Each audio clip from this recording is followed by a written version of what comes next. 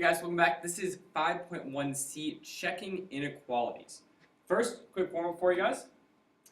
Question is, how long would it take for a snail to crawl 1 mile? We'll get back to that at the end.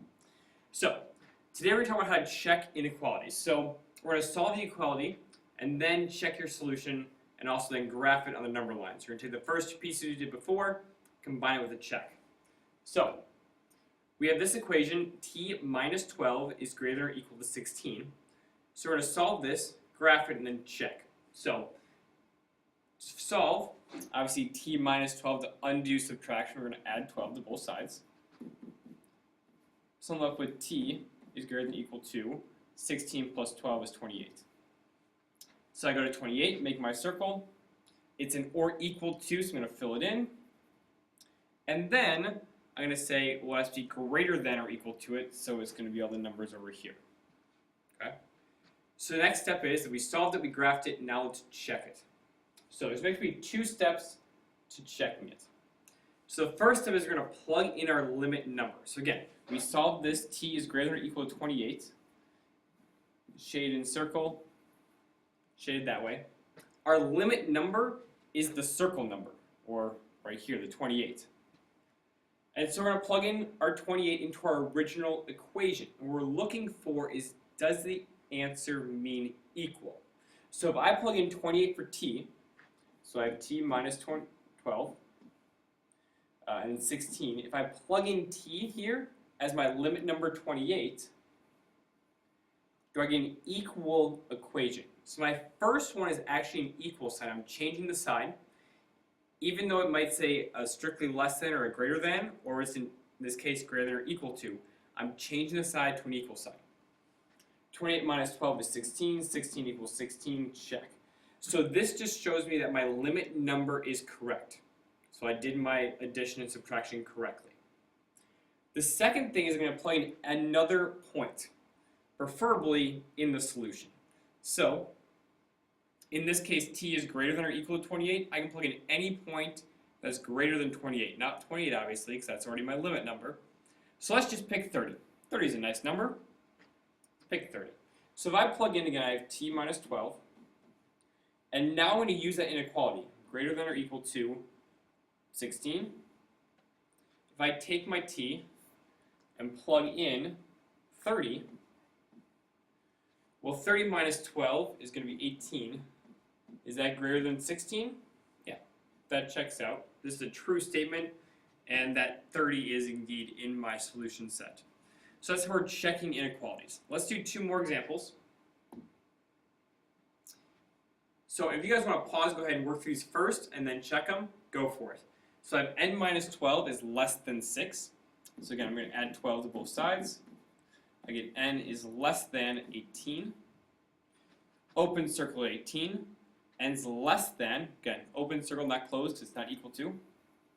Shading everything less than. My checks.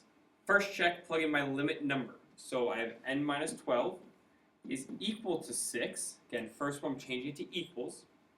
Instead of n, I have my limit number 18. 18 minus 12 is 6. 6 equals 6, check off. So my limit number is correct.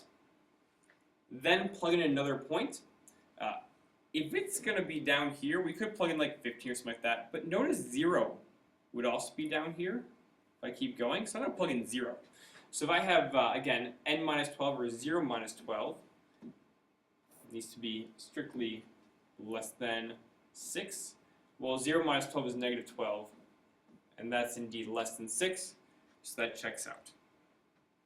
Let's do one more here, because I'm going to make a mistake this time on purpose so we can see when the checks don't work.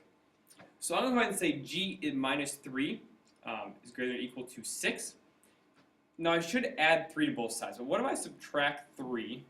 I said 3 is less than or equal to g. Okay? So that's a typical mistake. So my limit's at 3, which is actually over here. It's a filled in circle. Then remember, this means g is less than or equal to, or sorry, 3 is less than or equal to g. You can flip that and write as g is greater than or equal to 3. So it's all these over here. Okay? So let's see what happens. My first check is my limit number. So I say 6 is equal to g, but g is 3, minus 3. Well, 3 minus 3 is 0. Does 6 equal 0? No. So this is where the check manages to work itself out very nicely. Other example of a check gone wrong. Let's say I added 3 correctly. So I have 9 is less than or equal to g. So I have my closed circle here at 9. But let's say I said 9 is less than or equal to g and I accidentally shaded backwards without flipping it to the g is greater than 9. So now I do my first check. I'd have 6 is equal to 9 minus 3. So 6 equals 6. That checks out. Second check, I'd have 6 is less than or equal to, pick any number here, let's go with 7. 7 minus 3, so 6 is less than or equal to 4. That's not true. So that notes that our shading was off, because if we flip this g and 9, that g is greater than or equal to 9, and so I should actually be shading out over here. So this side needs to be erased, that side's correct. Okay? So, one last quick thing, creating number lines. When I'm asking you to do it, don't get freaked out. Just label the one limit point. So let's say 2. Oh. And then go ahead and make your circle. And this is n is greater than 2, so we're going to shade this way. If you want to add a few more numbers, like a 1 and a 3, go for it. But I really only need that one limit point. Same with -2. This is again open circle, -2, and n is greater, so just shade over there. So, how's our snail doing? So how long would it actually take for a snail to crawl 1 mile? Well, it would take about 220 hours to crawl 1 mile for our snail. So go ahead and take a look at NICU, answer the 4 questions for checking them, and then see you tomorrow.